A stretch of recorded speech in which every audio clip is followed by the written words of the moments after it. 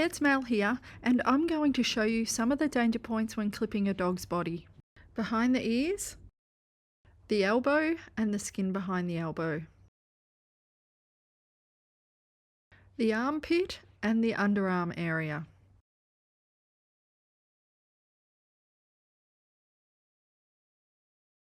The belly and abdomen area.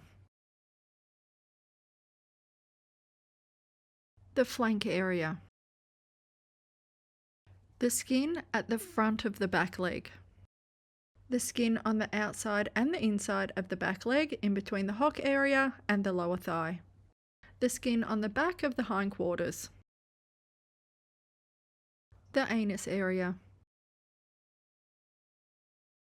The tip of the tail. Inside the forearm.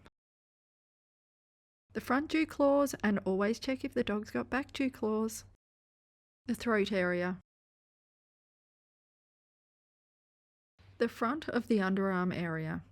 I really hope this grooming tutorial has helped you guys out, and if you enjoyed this video, please like and subscribe, and until next time guys, happy grooming!